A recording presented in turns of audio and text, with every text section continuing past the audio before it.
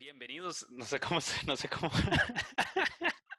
Puede Nada ser. más Ya lo hable como murieron, usted, mae. como siempre. Eh, Bienvenidos a otro episodio de Historias de San José, el podcast de Carpe Chepe.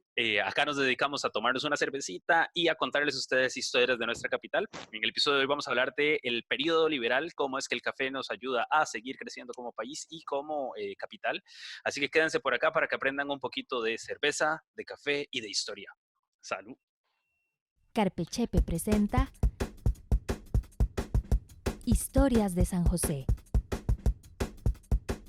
Conocerás más sobre la ciudad donde vivís, su historia, sus personajes, datos curiosos y algunos de los secretos mejor guardados de nuestra capital. Historias de San José, una producción de Carpe Chepe.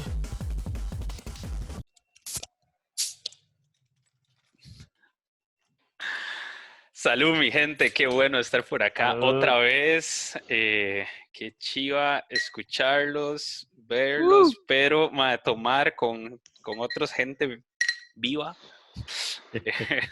tomar Sí es. socialmente es buenísimo. Em, a todos los Menos que nos culpa. escuchan, muchísimas gracias por su tiempo, por su atención. Es bueno también compartir esta cerveza con ustedes. Hoy la cervecita que estamos tomando es de la base, es una IPA hecha por Tierra y Libertad, que se encuentra en el lado de, cerca de Home Creek, Cordillera Caribe de Talamanca. Está buenísima oficialmente gracias a la base.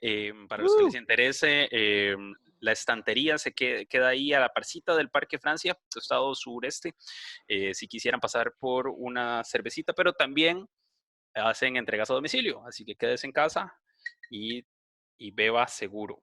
Y además de la cervecita, te venden otro montón de productos de pequeño productor. La estantería es un proyecto muy tuanis, así que déjense llegar cuando puedan. Y me imagino que habrá forma de pedirles a domicilio también. Búsquelos Están en su como... Facebook y en su Instagram. Acá les vamos a dejar los enlaces también. Pero algo chiva de eso que decía Amaral es que todo lo que se vende en estantería tiene sello pymes. Entonces ahora, hemos repetido, ahora más que nunca es importante que tengan conciencia de qué están tomando, qué están comiendo, que consuman productos locales. Un placer estar por acá otra vez, gente.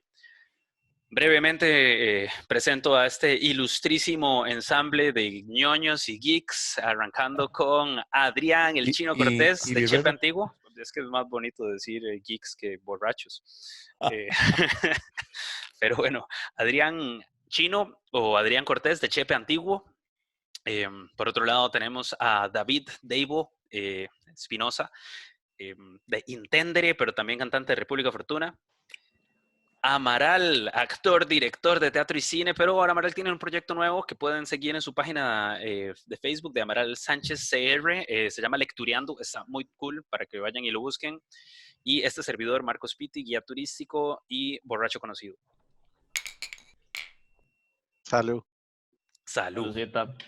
Em, Salucita. En el episodio de hoy les estaba diciendo, vamos a hablar todavía de la historia del café. Si nos sale bien, ese sería el último episodio de la historia del café. Pero es que es un tema muy extenso y nos ha costado quedarnos en los límites de tiempo que nos habíamos propuesto. Hay muchísimo para hablar. Pero hoy vamos a hablar de lo que conocemos como el periodo liberal. En el episodio anterior, para los que no nos escucharon, hablamos del desarrollo del café en la década del gobierno de Juan Rafael Mora Porras, la década de Juanito, Correcto. como a mediados del siglo XIX, gracias a la riqueza del café y con esta gran visión que tenía don Juanito, se llega a construir una ciudad. Y creo que es importante agarrar eso como un preámbulo para la historia de hoy, porque nos vamos a enfocar en las décadas que siguen. Me encontré una cita muy bonita en el libro de Florencia Quesada Avendaño de la modernización entre cafetales. Abro comillas, la llegada de Juan Rafael Mora Porras fue un antecedente primordial para los cambios posteriores en San José, tanto en la centralización política y económica como en el aspecto urbano, cierro comillas. Quería traer eso a la mesa porque cuando hablamos del periodo liberal, siempre lo arrancamos como con el inicio del proyecto del ferrocarril, pero obviamente todo tiene un antecedente y el antecedente de Juanito para que este proyecto liberal llegue a suceder, pues, no lo podemos obviar. Claro. Em, Ahora, otra frase de ese mismo libro, que de paso está buenísimo, pero si no lo ha leído, se los recomiendo. Recordemos que el proyecto liberal tenía como este norte el orden, el progreso, la culturización del pueblo. Y la capital se convirtió en este escenario urbano designado para llevar a cabo también el aspecto físico arquitectónico de este proyecto nación. Entonces yo creo que el periodo liberal nos da para otro episodio completamente para hablar de su ideología, de su filosofía, de su modelo económico, pero hoy vamos a hablar como de su impacto en San José para terminar la historia avanzar en la historia del café. Pero es muy importante cómo eso se tangibiliza en San José, ¿verdad? ¿Qué opinan ustedes? Pues sí, o sea, realmente lo que hemos sabido y lo hemos dicho siempre es que San José, el café es el que le da ese poder, ¿no? O sea, el café convierte a San José en la ciudad que al final es la que acapara esto. Mire, mire la platica, y a partir de ahí empieza todo el desarrollo de la ciudad como tal. Y como hemos escuchado en el otro podcast anterior, en el momento que San José se empieza a ver como una ciudad es cuando empieza a generar esa inversión en la época de Juanito. Entonces quiere decir que San José se convierte de verdad en el centro de ese poder y de ese desarrollo cultural que se pretende llevar hasta, bueno, hasta 1900 más o menos. Entonces sí, Em, congruente. En ese periodo de Juanito habíamos hablado que, bueno, se hace el esfuerzo a propósito de buscar la inmigración o atraer inversores o extranjeros europeos, más al grano, que vinieran a invertir a Costa Rica. Algo interesante que pasa en esa década de 1850 es un francés cuyo apellido todos hemos escuchado, pero tal vez no hemos pensado muchísimo quién era o qué carajos hizo. ¿Qué opina, Amaral? Hipólito Tournon era un emprendedor y empresario francés nacido en 1830, precisamente en un lugar que se llama Saint-Hippolyte-du-Fort, en el sur de Francia. No, ¿se llamaba así donde nació el mae? Sí, claro, Hipólito nació en San Hipólito, Ah, muy original de los maes. Y resulta que durante la década de los 1850 se asocia con una compañía que se llamaba Leclerc, la cual poseía navíos, tenía barcos y operaciones entre América Latina y Francia. De esta forma empezó a viajar entre Europa y América y llega alrededor de 1854 a Costa Rica. En Costa Rica él traía mercancías y lo que hacía era que en vez de venderlas, las canjeaba por café. Café que ya estaba empezando a tomar cierta reputación y pues lo llevaba a Francia. Aprovechando su visita, dijo, bueno, yo aquí puedo meterme en todos los extremos del negocio y compró unas tierras, las tierras que estaban al norte del río Torres y llegando hasta Heredia. por si no les ha caído el 20, donde hoy conocemos hoy Barrio Tournon. Exactamente, Hipólito Tournon es el fundador o el original nombre de Barrio Tournon. Y pues establece bien sus plantaciones y sus negocios y se regresa a Francia, donde funge como uno de los primeros grandes promotores del café de Costa Rica en el viejo continente. Y desde ahí él manda apoderados y tiene diversos apoderados que le ven los negocios aquí en Costa Rica. Dejémoslo por ahí de momento, porque vamos a hablar de uno de sus apoderados, que es muy, muy conocido por lo menos como nombre. Pero había uno que iba a mencionar yo, nada más, que fue presidente de la República, Ascensión Esquivel. Carajo, fue no uno sabía. de los apoderados de Hipólito Tournon. No, mira, qué interesante. De los que le daban por la jupa. Exactamente, dicen que Ascensión Esquivel se lo madrugaba y Al de ahí Chile, fue que vino el resto, sí. qué mala nota. Avanzo más o menos una década en la historia, porque por ahí de 1865 hay otro carajo con un apellido muy conocido no muy querido el apellido, pero hablemos de Saturnino Tinoco, Chino. Sí, ahí justamente, bueno, Tinoco importante porque ya tenía años de estar en Costa Rica, eso sí es relevante, digamos en los 40 ¿De ya, dónde viene? ¿De 40. dónde era este man? Él nace en Nicaragua, dicho sea paso, Saturnino es nicaragüense, casa con un apellido eh, Llorente Lafuente, es una sobrina de Anselmo Llorente Lafuente, con eso le digo todo. Iglesias Llorente, ya me acuerdo de ese apellido. Y él se viene y ya en 1864-65 aparece como dueño de la finca La Verbena, que originalmente había fundado don José Joaquín Mora Porras, y quien se la vende a Vicente Aguilar Cubero, personajes que ya hemos mencionado en los otros podcasts. Y en esta época, ya en los 60s, ya don Saturnino es dueño de dicha finca. Para ubicarnos un poco quién es don Saturnino, él es el abuelo de Federico Tinoco Granados y José Joaquín Tinoco Granados, que unos 50 años después es un episodio muy interesante de la historia de Costa Rica y también de San José por el homicidio que se da. Yo creo que se presta para todo un episodio, la dictadura de los Tinoco.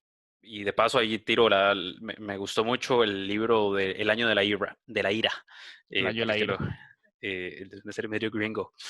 Nada más un último dato, ¿sí? La Carpintera, ahí entre Ríos, esa bella montaña, sigue siendo de los Tinoco. Sigue siendo. Y sigue siendo de ellos. Pero esa vara no es como una reserva, o sea, yo creo que eso...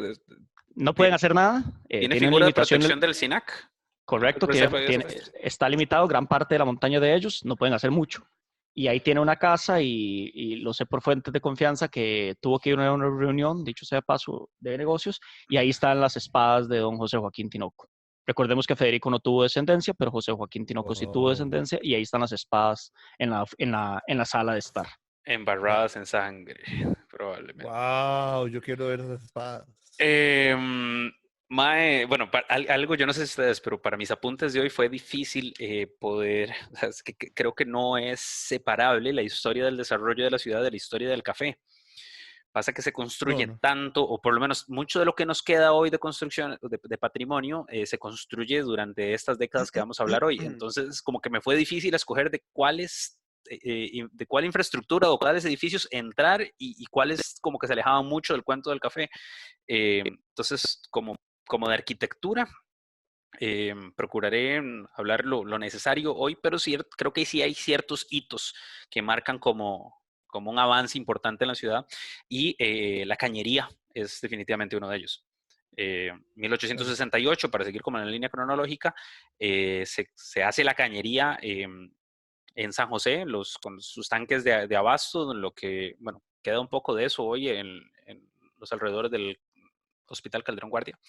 Y la cañería se inaugura en el Parque Central con la develación de la famosa fuente de Cupido y el Cisne, que hoy pueden visitar en la UCR, pero eso quedaba en el Parque Central para los que no sabían. Entonces, definitivamente, a ver, no es que el acueducto tuviera que ver con el café, pero definitivamente es un hito en el desarrollo de la ciudad, porque la falta de agua, y fue algo que conversamos en episodios anteriores, fue algo de lo que retrasó muchísimo el desarrollo de San José, sobre todo en tiempos coloniales.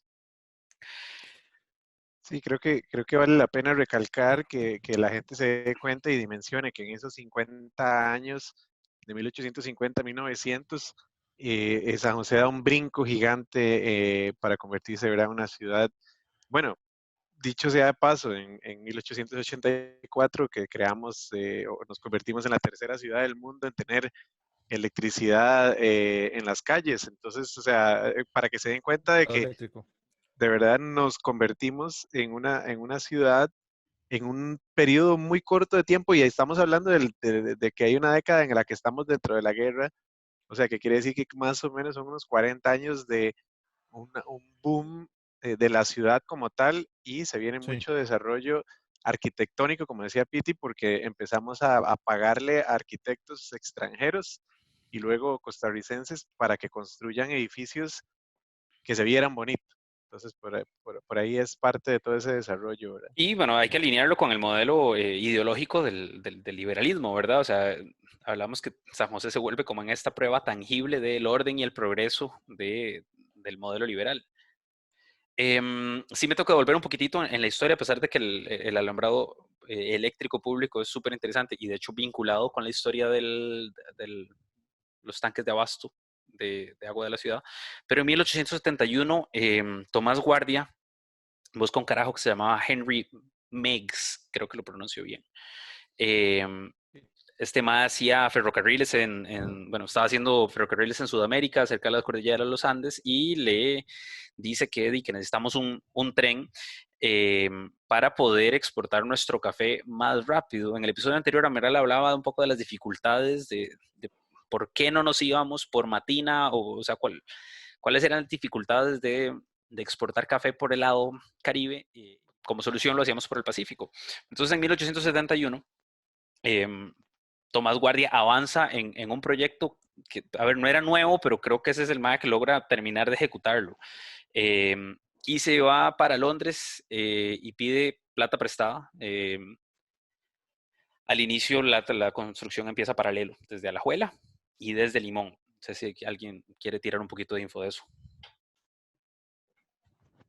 Aquí del préstamo en Londres es algo muy interesante, que si bien el café nos da obviamente todo el tema económico y empezamos a tener divisas y ya pasamos de una economía de subsistencia a una economía un poquito más real, aún así, en buen francés, el préstamo que firmaron en Inglaterra ¿cómo lo digo de una manera bonita? Fue una garrotera, voy a usar esa palabra. Sí. La cantidad de intereses y lo que tuvieron que pagar fue una cosa obscena, y en comisiones que cuando se pidieron 10, lo que les llegó a Costa Rica literal fueron como 4, y los ticos no sabían qué hacer y se quedaron sin plata, básicamente. Y se quedan sin plata solo 2 años después. En 1873 se acaban los fondos. Para este momento ya Henry Meigs le había dado el contrato a su sobrino, Henry Meigs Keith, y el mae para la hostia. Dice, y no, aquí no se mueve una pala más. Entonces, una nota que me llamó, un apunte que me dejé por acá acerca de cómo se acabaron los fondos. En el libro de Iván Molina, el mae pone que hubo mucha corrupción. Abro comillas, el país solo aprovechó 1 de los 3.4 millones de libras solicitados. No sé si alguien tiene información de eso, pero me pareció Nos culiaron con las comisiones y los intereses, básicamente. Y voy a decirlo en buen francés, los abogados de la época, eran campesinos en el buen sentido. A ver, buenas universidades, whatever, llegaron a Inglaterra y los ingleses se los comieron vivos, y ves, sí. Ahí más o menos está la relación que yo dije. Fue 1/3 lo que nos llegó. Y usted espera 3 y le llega 1, se le acaba la plata rapidísimo. Se le acaba la plata en 2 toques. La historia del ferrocarril es súper interesante y muy amplia. Yo personalmente recomiendo este documental de Hierro del Caribe, creo que es que se llama. Sí, Tropical Iron. De que la narrativa es súper, pero minor kid, pero... El que paga, manda paga. ¿Cómo es? Para ese año, 1873, cuando paran la construcción por falta de fondos, ya había completado 2 trechos. Uno de Alajuela hasta Cartago. Me da mucha risa porque, ojo la cantidad de tiempo, ¿verdad? El contrato con Tomás Guardia se firma en el 71. En el 73 ya habían conectado Alajuela con Cartago, sí, con tecnología de siglo XIX. Puta, ¿cuánto nos tomó a volver a abrirlo cuando abrieron el Incofed? Eso es conversación para otro día. De la Interesante porque Mariano Montealegre fue de los primeros ingenieros que estuvo en el tren, de los trenes de Inglaterra. Él es ingeniero. Ajá, sí. Y creo que era uno de los pocos ingenieros que había en el país en aquella época. Me imagino que el único durante quién sabe cuánto. Ahí sí leí que en el gobierno de Juanito era, creo que el único. Ya que estamos hablando 20 años después, pero... Sí. Y el otro tramo estaba entre Limón y Matina. Entonces ya estaban como esas 2 puntas y no avanzaba. En 1875 se muere Henry Meigs Keith y el despelote le toca atajárselo a Minor Cooper Keith. Le toca agarrar la bronca a partir de ahí. Antes de seguir con la historia del ferrocarril, en 1877 se crea el Banco de la Unión. Creo que es un hito importante en la historia del país, pero también del café y de las finanzas. Sí, y con lo de los extranjeros, algo interesante es que en 1866 se crea lo que sería hoy la Sociedad Española de Beneficencia. En ese año se crea. Todavía existe. ¿Pero qué hace? No, mae, tal vez no tanto hablar de la Casa de Beneficencia, que la Casa España todavía existe, entre sus fundadores está Gaspar Ortuño, hablando del Banco de la Unión, y está don José Ventura de Espinac, entre otros, más, sino que lo importante es que ya para 1866 hay tal cantidad de extranjeros españoles aquí que se crea una Casa de Beneficencia. Y mae, el nicho que hay en el cementerio general de la Casa de Beneficencia española, mae, es grande, es bien grande. Qué Entonces, nada más interesante, como porque el acuerdo de amistad entre Costa Rica y España es de 1850, entonces 16 años, ya la colonia se había disparado. y en 1890, yo que estaba investigando, hay contratos del gobierno, no me pregunte, con Mendiola, para traerse españoles. Y ahí es donde empiezan a llegar los Herrero, empiezan a llegar los Alonso, ¿cómo se llaman los Uribe? Pajés. Los Uribe Pajés, correcto. Ajá. Claro. Mae, Por si lo querés meter ahí una nota de lo de eso, 1866, si quieres mencionarlo, nada más. probablemente ahí quede. 1882, Minor Cooper Keith se ataja con toda la torta, pero la negocia en lo mejor que el MAE puede, adquiere derechos absolutos sobre el transporte de lo que en aquel momento era una vía mixta, había ferrocarril y había una carretera en el medio. Entonces, de San José a Carrillo había que llegar en carretas, y ya luego de Carrillo a Limón se iba en ferrocarril. Y en 1884, que creo que es lo que probablemente todo el mundo recordará de estudios sociales, el famoso contrato Soto-Keith. Ahí es donde Minor Keith agarra a la administración del ferrocarril por 99 años. Ok. ¿Cuánto es el espacio que le dan? 1 kilómetro a cada lado. No, hombre. Eso yo lo recuerdo de estudios sociales también así, Sí. pero lo que encontré en notas fueron 800,000 acres de tierras baldías. No encontré la disposición, pero sí recuerdo. Sí, Yo pero tenía sí entendido que era 1 kilómetro hacia No, sí, es adentro, más de 1 kilómetro. Es más de 1 kilómetro. pero por a toda la cada línea del lado. tren. Pero por toda la línea del tren, claro. Todavía en el tren. Sí, era Pero una no me acuerdo. barbaridad. Era Una barbaridad de tierras. Era una caballadora, un montón de tierra. A cambio, Dima, estaba embarrialada la situación. Entonces, a uno le suena como que el MAE se aprovechó, pero es que Costa Rica estaba debiendo muchísima plata. Claro. Costa Rica se había atrasado desde 1873 con los pagos. Estamos hablando 11 años después de Acordémonos de la deuda de más del moroso. 56, ¿verdad? Sí. Ujú. Eso no fue gratis. Sí. Sí. Y bueno, entonces lo que negocia es que Keith le tocaba liquidar la deuda externa de Costa Rica. Entonces, Keith se encarga de que la deuda no se le cobre al país. Lo mismo que Escobar le ofreció a Colombia. No sé, Escobar le ofreció a Colombia pagarle la deuda externa. ¿en serio? No Qué quiso. galletas de maestría tonto. Sí, de hecho, bueno, se dice que esa deuda que estamos hablando con Inglaterra es el origen de nuestra deuda externa que se arrastra hasta los días presentes, ¿verdad? O sea, obviamente en todos sus subes y bajas, pero digamos, esa Es el espinilla origen. que nunca ha salido, ese es el origen, ese préstamo con Inglaterra.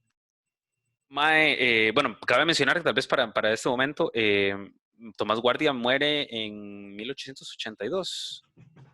Sí. Si no me falla. Sí. Por ahí. Y de inmediato le toca a Sí, Pros, eso, pero es 8-2, luego 6 de Próspero julio del 8-2, 82. 8-6 Sí, 6 de y, julio del 82. ¿cómo y muere? Soto del ¿De 8-6 en qué enero. muere Tomás Guardia? ¿Alguien sabe? No, ahí no dice. Sería un No, lo dato. he Nada más sé que escuchado murió en el cargo y que Próspero también muere en el cargo. Mi tatarabuelo fue el médico a cargo cuando murió. ¿De ¿Ah, quién? verdad? Tomás Guardia. ¿En El Chile? papá de León Cortés, Roberto Cortés Cortés, era el médico de cabecera y fue el que le toca de toda la carajada. En esa Qué época loco, morían en la choza y así. qué loco codiarse con la realeza costarricense, chino.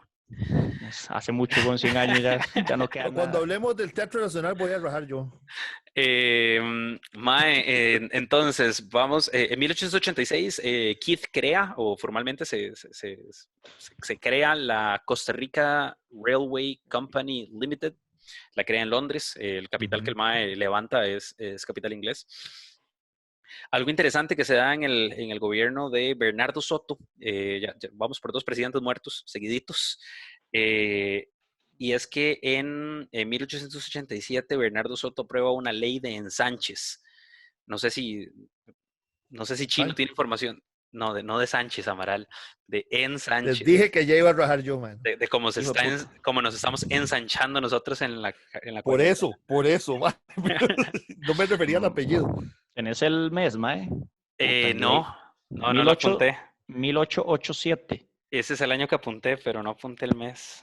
Sí, Ley de yo, bueno, lo que tengo de ensanches. referencia de la ley de ensanches es que, bueno, es una promoción de una estandarización digamos, del ancho de las calles de la ciudad debido a las necesidades ya que había de transporte. Y algunas de las calles no cumplían con un ancho mínimo. Entonces empieza a hacer una transformación urbana de la ciudad, poniendo ya digamos, estableciendo el ancho mínimo que debería tener la calle. Y creo que, bueno, obviamente en la ley está establecido cuántos metros eran y todo, pero es una de las necesidades que había por el tema incluso de las lluvias que afectaban mucho las calles, entonces había que hacerla incluso pensando en el desagüe. Ese es el objetivo principal de la ley de ensanches, aunque hay otros objetivos secundarios y no sé si Piti Yo lo que había lo entendido era que más bien era para ensanchar la cuadrícula. Entonces, a partir de ahí se empieza a hacer crecer lo que era el cuadrante urbano. que ensanche Ok. de la Sí. cuadrícula urbana. Ajá. Ujú. Eso fue lo que entendí. Yo les había Em, rescatado aquí un dato, perdón, Piti,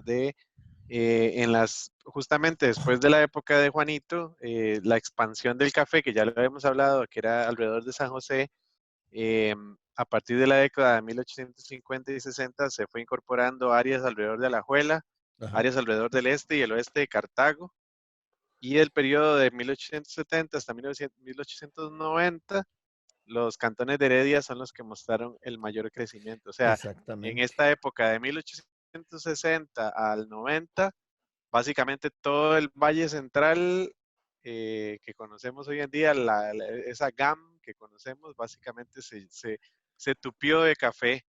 Y muy vacilón acá el dato que tenemos, que la famosa crisis de fin de siglo, que es de 1897 a 1907, hizo una pausa en las siembras de café entre 1900 y 1910. O sea, esa expansión del cultivo del café se detiene en 1900. No obstante, si bien hubo la crisis que menciona Deivo, en Costa Rica, el grano costarricense estaba muy bien cotizado en todo el mercado internacional y la calidad que se había logrado ya y la fama, la reputación que tenía, hizo que a pesar de que hubo una baja en el precio del café y de otro montón de cosas, se mantuvieran nichos habilitados. Entonces el café de Costa Rica tal vez tuvo esta pausa que menciona Deivo, pero aún así seguía teniendo un nicho de aprovechamiento, entonces recibió un golpe menos. Esto lo saco directamente a la información del ICAFE, que he estado citando en los otros programas también, donde dice que exactamente debido a la calidad del grano en Costa Rica, ¿verdad? Los costarricenses, los cafetaleros costarricenses aún pudieron hacerle frente a la crisis porque a pesar de los bajos precios, el grano nacional, a diferencia de otros de menor calidad, encontró un nicho seguro en el mercado internacional que se ha consolidado con el paso del tiempo. Eso es cita textual del Sí, documento ma, sobre la historia del suena café muy en el bonito, ICAFE. ma, pero sí está documentado que, digamos, si comparamos, y ahorita me devuelvo en la historia porque quiero hablar de fechas más viejas, pero en esa crisis, ma, una vez más, Caroline Hall, ma, la MAE compara el precio del café en 1901 con el precio del café en 1894 y les estaban pagando la mitad. Correcto. Entonces hubo una sobreproducción, el precio mundial de oferta-demanda, ¿verdad? No hay que explicarlo mucho, pero weón, en ¿qué es? 7 años. Sí, 7 años. La vara se cae a la mitad. Siempre nosotros y la matemática eran los que vamos ahí patinando. Otra vez, decí los años. 1901 y 1894. Y la cita es, la producción excedió al consumo en escala mundial, los precios fueron 50% menos que los de 1894. Imagínense. Es una crisis definitivamente. Y eso afectó incluso la construcción del Teatro Nacional. Ujú. Pero nos adelantamos en la historia. Quiero devolverme un Correcto. poquitito. Ahí parte del tema, ¿verdad? Es cómo gente como Minor Kid, además, se convierten en personajes interesantes que promueven el desarrollo en muchos aspectos del país, ¿verdad? Que una de las cosas que comentábamos fuera de programa, eh, que a raíz de este ferrocarril que termina de desarrollar Minor Kid en estos terrenos de los que estábamos hablando, se introduce la producción de banano a Costa Rica. Y entonces hay un cambio de juego, de un monocultivo empezamos a hacer un bicultivo, no sé cómo llamarlo, pero por lo menos empezamos a tener más opciones y más alternativas. Y eso va a generar además una influencia en la dinámica de poblaciones y de migraciones con la introducción de los jamaiquinos que vinieron, los italianos, los chinos que vinieron a participar de las obras del ferrocarril, ¿verdad? Entonces es más allá, no es solo el café como el café y tomarnos un cafecito, sino todo el motor que fue del desarrollo del país. Es interesante, me agarro de ahí, Amaral, para rescatar una cita de Carolyn Hall. Habla que de 1840 a 1890 el café fue virtualmente el único producto de exportación. O sea, sí habían Correcto. otras cosas, pero eran muy nominales para la economía nacional. Amaral estaba hablando de que para 1890, bueno, ya empieza a andar el ferrocarril, y por eso le recomendaban, hoy no vamos a hablar mucho del ferrocarril porque creo que es para otro libro, Sí, son otro pero tema sí para es... otras dos birras. Pero es importante tal vez rescatar que el apogeo de la United empieza en 1890, se extiende hasta 1914, según Molina. Em, Eso pues, rompe ese monocultivo que teníamos. Ahora, todo Del este café. café que tenía que salir del Valle Central tenía que entrar en una aduana, ¿verdad? Entonces, uno de los edificios que yo marqué como importantísimos para este periodo es, obviamente, la antigua aduana. Claro. Financiada precisamente por Minor Kid, en su gran mayoría. Eh, Construida entre 1889 y 1891 y diseñada por Lesmes Ahora, en Jiménez. 1892, otro francés ahí muy conocido, p- familia, cuñado de Tournon, me quiere Cole. contar.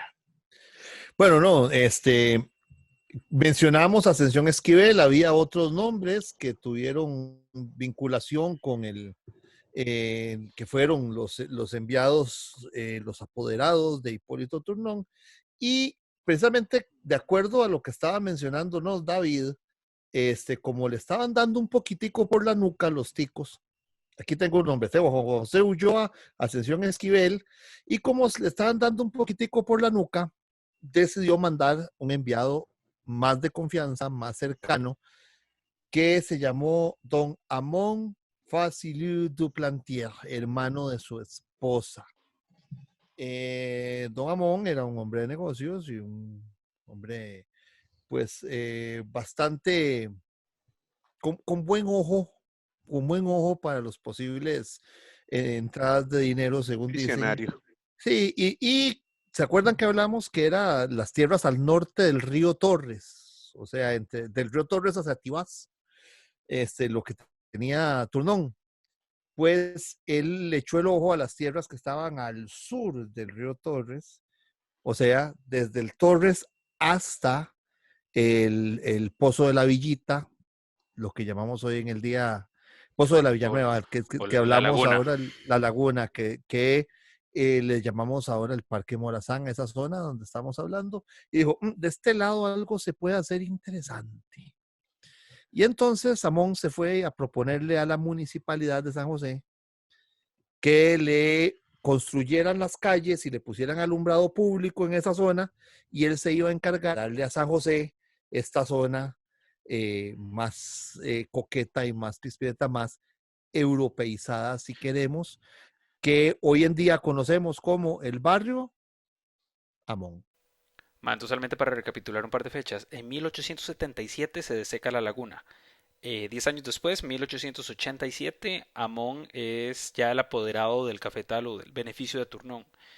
Ese mismo año se hace el Parque Morazán. Y en 1892 ya Amón había pedido el permiso para lotear y urbanizar. Importante que Laguna, muchos tal vez se imaginarán, ¿verdad? El laguito bonito de la sabana, y no, era un swampo. Era un En swampo, Swampo, sí. una Sí, era un sequía, swampo, y dicho sea de paso, una de ahí ciénaga. sacaban gran parte de las casas de San José, o la gran mayoría, se construyeron con el barro que estaba ahí. De ahí sacaban, de ahí extraían el barro para construir las casas de ese swampo que había. Sí, dicen que se Ahí iba haciendo más grande cada vez. siempre se pone un error de que hay una foto muy bonita, que es un laguito, que hay una gente en una barcaza paseando. Eso no es la laguna del Morazán, ni Sí, cercano. no es Eso lo que yo el creo pozo que de la puede ser Granada. es el parque, el lago de los niños en la sabana, pero eso es otro cuento. Claro. Hay una cosa muy importante. Les dije que Amón se fue a la municipalidad y les pidió esto. Y adivinen qué le dijo la Muni. Que no. Si usted Así se quiere para algo la ahí, lora. si usted quiere algo ahí, vaya, busque quién digo, cómo lo hace usted mismo. Correcto, pero para poner los puntos sobre las is, digamos, 1892, Amón pide hace la propuesta a la municipalidad. En 1895 Amón había empezado a lotear y ya había trazado todas las calles. En el 896 la MUNI le da el contrato a Amón para la instalación del tranvía, y en el 97 Amón le traspasa el contrato a The Costa Rica Electric Light and Traction Company, que pertenecía a Minor Keith. Exactamente. Que esa es la que Exactamente. termina después, bueno, si no me equivoco y me corrigen cualquier cosa, la que termina después siendo la dueña bueno, la desarrolladora del tranvía a partir de 1900 también. Correcto. Entonces me voy a agarrar de aquí como para hablar, a pesar de que estamos hablando de electricidad y estamos hablando de franceses que vinieron, o sea, de alguna manera todo el mundo está vinculado con el café. Keith vino a hacer un ferrocarril para exportar café. Amón vino a administrar un cafetal, y poco a poco cada quien empieza a tejer su propia historia, pero tienen este hilo en común. Nos brincamos una fecha importantísima para el desarrollo del país, que pues no es no realmente es una fecha que tenga que ver con el café, pero definitivamente está amarradísima con el modelo liberal, que fue la reforma educativa de Mauro Fernández. 86, claro. Correcto, la Ley General de Educación Común. Nada más como para pasar por ahí y saber que eso pasó en 1886 y que estamos hablando de cosas que pasaron en esas. El Código Civil es de 1882, y cuando le digo el Código Civil, es el Código Civil que casi que actualmente utilizamos, Sí, inspirado en el Código Napoleónico de 1812, cuyas raíces las puedes trazar. Muchas cosas se inspiran en el derecho romano. Pero aquí esta última década y media del siglo XIX es un boom para todo el país, y todo tiene que ver con el auge y la bonanza del café. Se crea la biblioteca, se cierra la universidad, pero ¿qué se puede hacer? Perdemos la universidad en el 88. Nace la biblioteca. ¿En qué año fue que construyeron esa biblioteca? Eso definitivamente es un episodio aparte, espérenlo. Pero no, vamos a ver, se crea la biblioteca como institución. Okay. Sí, como institución. Pero el edificio es de 1900, entre 1900 y 1910 se construyó la biblioteca. Sí, el edificio del creo que se termina en ese episodio. Creo que se termina en el 07, pero la iniciativa de la biblioteca es agarrar lo de la Santo Tomás con otra iniciativa que había antes, que era el Archivo Rezagos, y dice que era la biblioteca. Pero lo del Código Civil me parece interesante. Todas las facultades siguen funcionando, ¿verdad? Digamos, la Facultad de Derecho, la Facultad de Farmacia siguen funcionando, aunque haya cerrado la universidad. Claro. Por eso es que por lo menos Derecho, que es lo que yo les puedo hablar, la Escuela de Derecho pasa a manos del Colegio de Abogados, que había sido fundado como en 1882, por ahí. Okay. A propósito de educación, pues el Colegio de Señoritas de 1893, Liceo Costa Rica. Las escuelas graduadas que conocemos como el Colegio Metálico también, de 1890, inaugurado en 96, que alguien me corrija si me 96. equivoco. Sí, se comisiona en el 90. Don Buenaventura Corrales, que era el secretario de la Junta de Educación de San José, la comisiona en 1890, pero mientras la hacen en Bélgica, prefabricada, y viene aquí y se monta y se ensambla, 1896. Y se pasan de presupuesto y lo reajustan y etcétera. Pero, ay, qué raro, ¿verdad? A ver, avancemos, man, porque hoy nos estamos emocionando muchísimo. El Parque Nacional, que era la Plaza de la Estación, 1895. Entonces, nada más quiero hablar de eso porque bueno, mucho de lo que es la identidad nacional o este concepto de Estado-nación se desarrolla en este periodo también, pero Correcto. lo que quiero aterrizar es que hay todo un proyecto urbanístico que busca embellecer la ciudad con la creación de estos parques, como Claro. me atrevería a decir, como una consecuencia de la ubicación de la estación del Atlántico en donde quedó. Entonces, tenés la estación ahí, está el Parque Nacional, está pues, el Paseo de los Damas, para abajo tenemos lo que fue la Plaza de la Estación, la Plaza de la Fábrica, frente a la La Fanal, plaza de Fanal, sí. y Y de la el Concordia. Morazán. Bueno, pero la Concordia De la fue en el Concordia. periodo de los Tinoco, es posterior, pero finales del siglo XIX estamos hablando de todo un proyecto urbanístico que busca generar estos espacios públicos que son más Parque bonitos, Morazán, claro. siguiendo un proyecto estético completamente europeo. Y eso no hubiera pasado si no hubiéramos buscado tener un ferrocarril para conectar nuestro producto Eso iba a más decir rápido yo de hace aquel un lado. rato. Es una cosa viene detrás de otra, porque hablábamos de que había una estación muy fea y queríamos hacer una más bonita. O sea, el ferrocarril se hace, que es lo que hablábamos al inicio, antes de empezar transmisión, que era, se hizo para sacar café, para acelerar el paso de 6 meses. Pero eso trajo consigo el banano y trajo consigo que la gente empezó a venir de Europa en barco, luego en tren a San José. San José necesitó que todo ese circuito que ahora conocemos de los parques para abajo se embelleciera y terminaría en 1908 con la inauguración de la estación tal cual la conocemos hoy. Yo una vez escuché que la razón por la cual existe este pasaje ahí medio extraño a la par del Parque España es porque por ahí iba a pasar la línea del tren porque la estación iba a quedar más en el centro. ¿Alguien sabe algo más de eso? Realmente nunca lo investigué, pero una vez lo escuché y supuestamente El puente supuestamente era ese. por eso. El puente es, exacto, el puente de los gatos. Ni la menor idea. Que no importa, avanzamos. Sí. Bueno, Ima, para hablar de otras cosas importantes que pasan a finales del siglo XIX, bueno, por un lado se empieza la construcción del ferrocarril del Pacífico, que va a Ajá. ser pues, muy importante, pero también pues el Teatro Nacional. Creo que si vamos a hablar Exactamente. de un objeto sólido que demuestre las aspiraciones europeizantes, no hay otro. Bueno, ese es Y como el más. la bonanza que detonó ahí y todo. El Teatro Nacional, que es considerada la mayor joya arquitectónica de San José. Em, creo, Indiscutible, creo yo. creo que vale la pena desmentir esta idea de que Ajá. lo pagaron los productores de café. Inicialmente se pretendía que un impuesto de exportación al café pagara la construcción, pero se volvieron locos comprando varas. No sé si creo que Amaral quiere aportar algo ahí. Tengo el dato así, literal. José Joaquín Rodríguez Celedón, presidente de la República, decreta que se va a construir el teatro en el 28 de mayo de 1890, el decreto número 23 del 28 de mayo de 1890. Y para financiar esta obra, el Tesoro Público invirtió unos primeros 200,000 pesos, que me encantaría que algún financiero me los traduzca a cuánto es hoy, pero era un cañazo de plata, ¿verdad? Y estos se invirtieron del erario público, iban a ser retribuidos, se iban a reponer mediante el establecimiento de un impuesto de 20 centavos por cada 46 kilos de café que se exportara. ¿Ok? Ese impuesto iba a terminar cuando el edificio se completara. Pero a unos meses desde el inicio de la construcción, otra vez el dinero, como gota de agua en sartén caliente, se había evaporado, ¿verdad?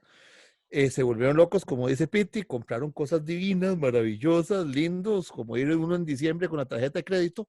Y la cuestión, en resumen, es que no alcanzó la plata. Extendieron unos meses más el impuesto, pero llegó un punto donde dijeron, no, esto no va a alcanzar, no se exporta café al ritmo que necesitamos que haya plata para el teatro. Entonces, en el decreto número 23 del 20 de mayo de 1893, se suprime el impuesto de la exportación de café y se sustituye por un impuesto sobre el muellaje, o sea, para mercancías generales importadas en 1 centavo por kilogramo.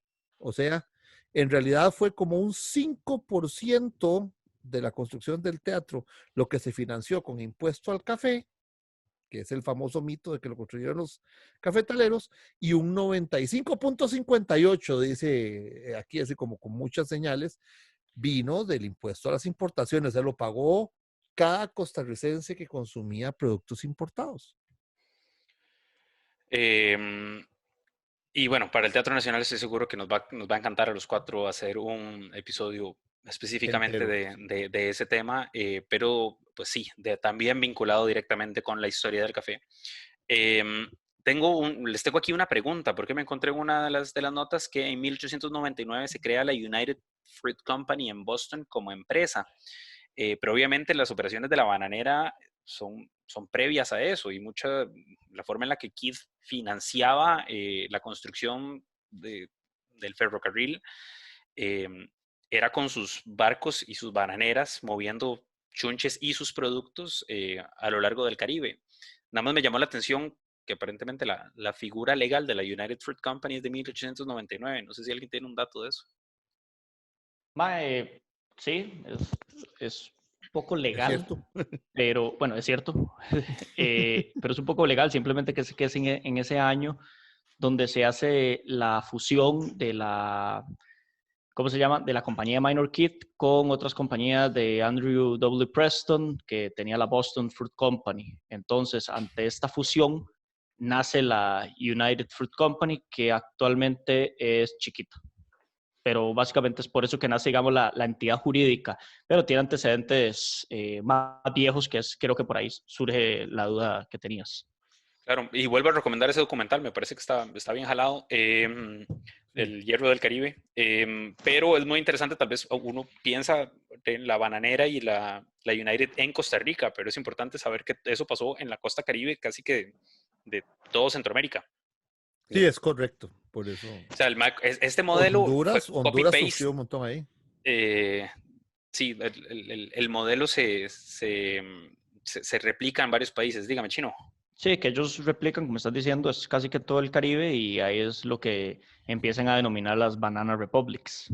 Dole era la Standard Fruit Company y la United era lo que soy chiquita. Esas dos son como las que dominaban el continente, era la finca para su destino manifiesto.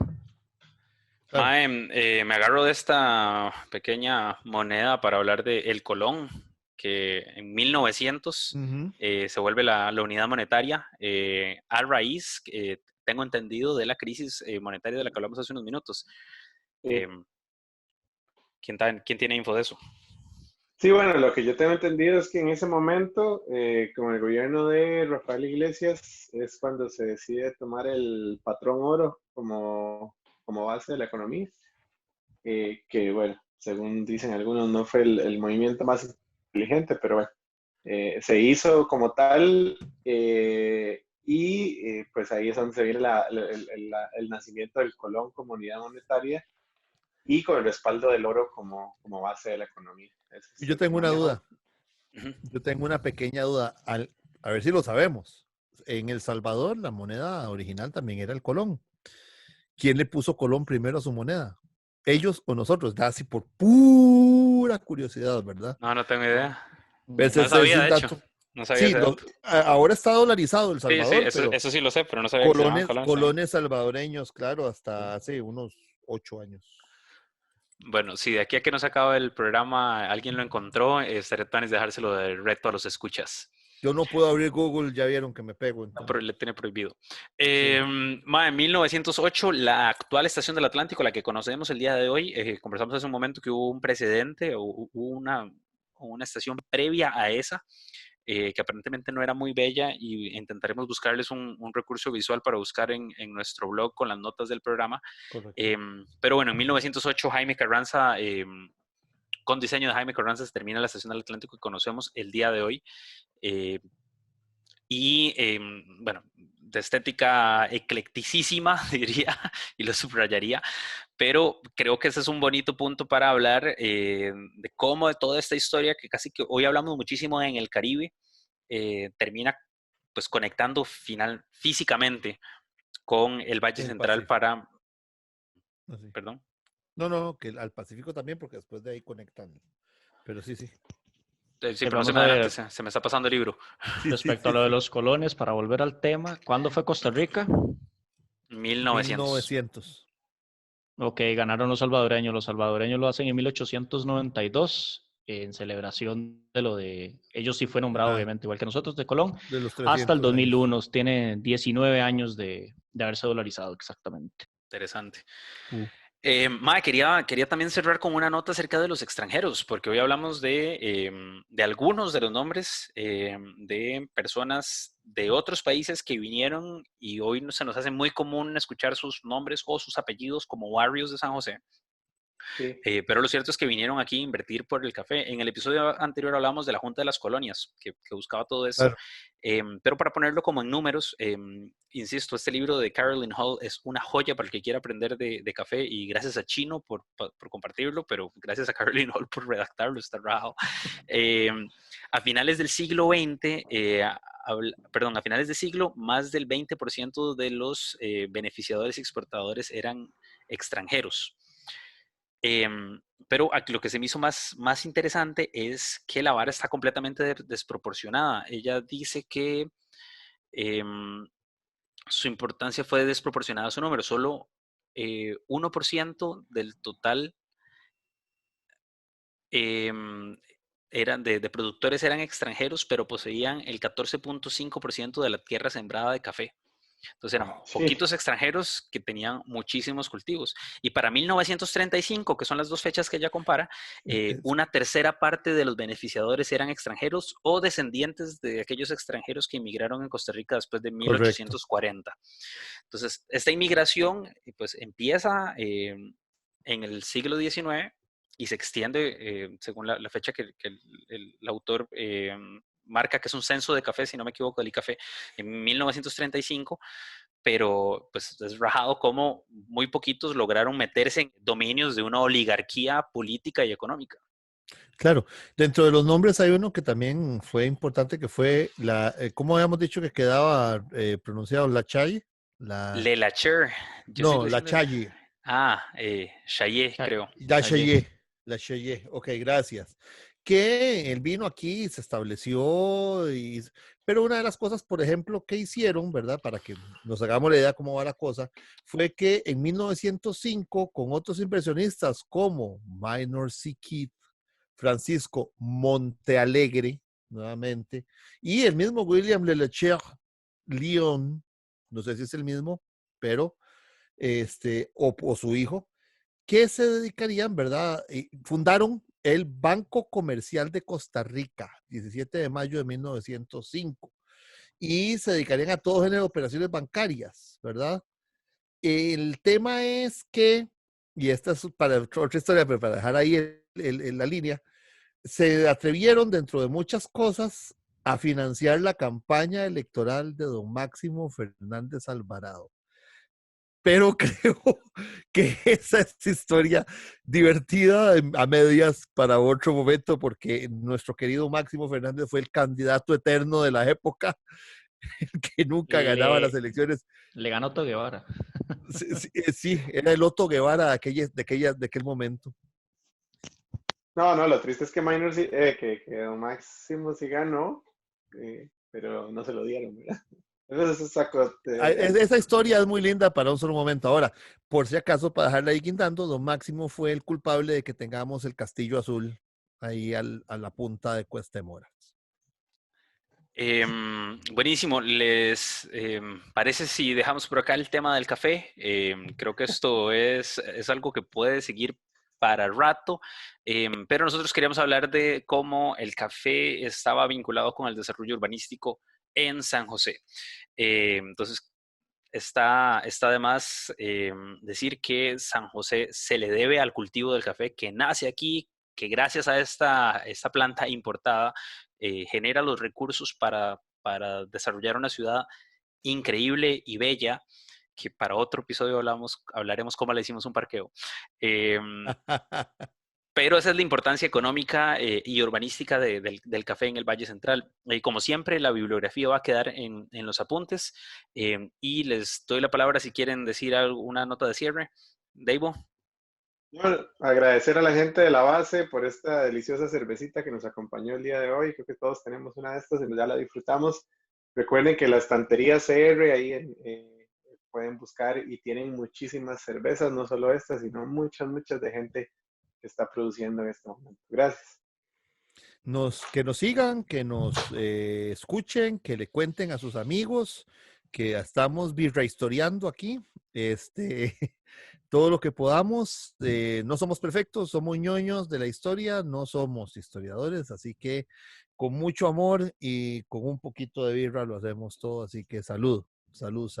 Y que esto pase pronto, quédense en casa. Chino. Aquí que sigan apoyando, siempre estamos abiertos a recomendaciones y lo más importante, que es lo que más nos gusta, son preguntas para investigar y seguir profundizando en temas específicos. Con el tema del café como un cierre, los invito a apreciar uno de los billetes más lindos de la historia, que es el billete de 5 colones de Rafael Iglesias Castro, que por un lado tiene la alegoría del café y el banano, que es un cuadro que da para mucha conversación y es muy interesante analizar. Y yo dije que iba a rajar. Rafael Iglesias Castro, tío tatarabuelo mío. Ahí ya les expliqué a Chino. Sí, ahí dejamos guindando el tema del Teatro Nacional para un solo episodio. Se lo merece definitivamente. De mi parte vuelvo a agradecerle a todos los que nos escuchan, a ustedes por su tiempo, a La Base por facilitarnos las cervezas de hoy, muchísimas gracias, y a Tierra de Libertad por hacer este birrón puro punk rock. Si les gusta la buena IPA, ahí les queda. Es un placer beber digitalmente con ustedes, chicos. Y de lo que más me uno a las palabras de Chino, creo que lo que más me gusta de este proyecto es que estoy leyendo, o sea, un montón para poder llegar a estos episodios. Entonces el hecho de que me obliga a estudiar para tener cosas interesantes para traer y que me queden las notas del show, que bueno, también compartimos con ustedes, ahí no veo ningún esfuerzo perdido. Creo que todo el mundo gana. Vuelvo a levantar el vaso, brindo por su salud y que estén muy bien.